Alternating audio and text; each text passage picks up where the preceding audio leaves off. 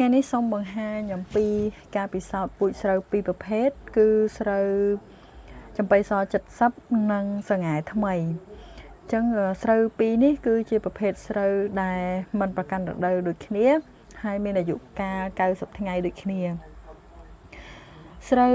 ចំបៃស70នេះគឺវារូបរាងពណ៌សម្បុរវាស្តៀងជាមួយនឹងស្រូវផ្ការំដួលដែរហើយសភាពនៃរូបរាងដើមអីហ្នឹងក៏ដូចគ្នាដែរវាស្តៀងជាមួយនឹងការរំដួលប៉ុន្តែខុសត្រង់រាងតែបន្តិចទេហើយនឹងមួយទៀតស្រងាយថ្មីគឺវាពណ៌រាងខ្មៅអញ្ចឹងណាយើងយកវាមកប្រៀបធៀប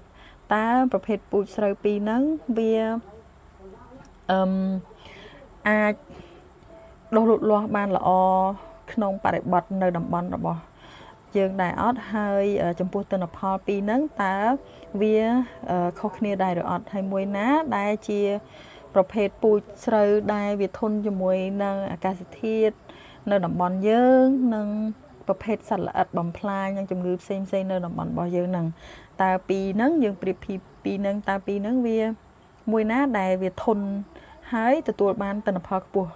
ជាងអញ្ចឹងបន្ទាប់ពីយើងធ្វើការព្រោះនៅលើដីយើងរួចហើយគឺស្រូវរបស់យើងគឺមានរងនៅ strip បំផ្លាញដែរអញ្ចឹងក្នុងពេលដែលយើងពិសោធន៍ហ្នឹងប្រៀបធៀបទៅរងការបំផ្លាញដោយ strip ដូចគ្នាក៏ប៉ុន្តែរបៀបស្រូវចំបៃស70ហើយនិងស្រូវស្រងាយថ្មីយើងប្រៀបធៀបទៅគឺស្រូវចំបៃស70រងនៅការបំផ្លាញដោយទ្រីបច្រើនជាងស្រូវចំបៃស70ស្រងាយថ្មីរាងធន់ជាងអញ្ចឹងនេះគឺជាស្រូវដែលវាអាយុ67ថ្ងៃគឺយើងបានបាចជី3ដងរួចហើយអញ្ចឹងខាងនេះគឺស្រូវចំបៃស70គឺល្អខ្លាំងវាបែកគុំច្រើនបែកគុំបានច្រើនដើមបើប្រៀបធៀបទៅចំបៃស70ហើយនឹងសង្ហែថ្មីចំបៃស70បែកគុំបានច្រើនជាងគឺល្អខ្លាំង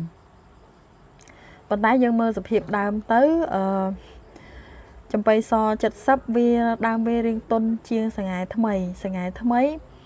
ដើមរឹងមិនងាយដួលជាងហើយនេះគឺជាសភាពស្រូវចំបៃស70របស់យើងវាល្អហើយរងនៅការបំផ្លាញដោយតកូវស៊ីស្លឹកហើយនឹងធ្វើឲ្យកើតទៅជាអាលៀកកគួរអីខ្លះដែរពោះចំបៃស70ប៉ុន្តែបើចំពោះសង្ហែថ្មីហ្នឹងគឺអត់អីទេអត់មានរងនៅការបំផ្លាញដោយជំងឺទេអញ្ចឹងយើងអាចប្រៀបធៀបបានថារវាងស្រូវពីរហ្នឹងគឺសង្ហែថ្មីគឺវាធន់ជាមួយនឹងជំងឺជាងហើយប៉ុន្តែបើភាពល្អមើលទៅគឺចំបៃស70គឺគួរវាវែងជាងល្អជាងហើយនេះស្រូវរបស់យើងគឺវាគៀកដល់ថ្ងៃចិត្តដល់ថ្ងៃប្រមូលផលមែនតើណានេះគឺសង្ហែថ្មីគួរវារៀងខ្លីជាងចំបៃស70ប៉ុន្តែដើមគេរឹងល្អ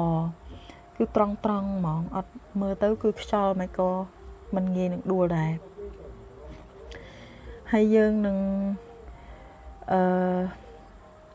ពីចិត្តដល់ថ្ងៃច្រូតដែរអានេះគឺអាយុ90ថ្ងៃអញ្ចឹងប្រៀបធៀបមកនេះសង្ហែថ្មីនិងចំបៃស70អញ្ចឹងនេះគឺជាថ្ងៃដែលយើងធ្វើការយកសំណាកមកដើម្បីប្រៀបធៀបពីទិន្នផលអញ្ចឹងទិន្នផលពីរហ្នឹងចំបៃស70ទទួលបានទិន្នផលខ្ពស់ជាងសង្ហែថ្មីទិន្នផលវាបានតែមហាត់5តោន200គីឡូឯងប៉ុន្តែបើចំបៃស70វាបាន5តោន600គីឡូខុសគ្នា400គីឡូក្នុងមហាត់នេះជាសកម្មភាពដែលយើងធ្វើការច្រូតស្រូវចំនួន5ម៉ែត្រការ៉េមួយមុខបន្ទាប់មកយើងយកវាទៅបែនហើយដើម្បីវាស់ពីទិន្នផលហ ហើយក៏យើងមានធ្វើកម្មវិធីហៅកសិករដើម្បីឲ្យទៅមើលពីភាពខុសគ្នារវាងស្រូវពូជទាំងពីរនឹងដែរដើម្បីឲ្យគាត់ស្គាល់និងដឹងពីអីដែលយើងកំពុងតែធ្វើដើម្បីចង់ចែករំលែកទៅគាត់ថាយើងមានប្រភេទស្រូវខ្មែរយើងស្រូវចំបៃស70និងសង្ហែថ្មីហ្នឹងដែលជាប្រភេទស្រូវដែលมันប្រកាន់រដូវយើងអាចធ្វើនៅខែណាក៏បានដែរចានេះក្រោយពីយើងធ្វើការបែនហើយយើងក៏ធ្វើបទបង្ហាញទៅកាន់កសិករដែលបានចូលរួមតើវិភាពខុសគ្នារវាងពូជពីរហ្នឹងតើវាខុសគ្នាមិនហើយក៏បានវិភាគសេដ្ឋកិច្ចនៅលើស្រូវទាំងពីរមុខនឹងដែរតើមួយណាដែលយើងធ្វើទៅចំណេញជាងអញ្ចឹងណាហើយបន្ទាប់មកទៅយើងធ្វើការច្រូតទាំងអស់តែម្ដង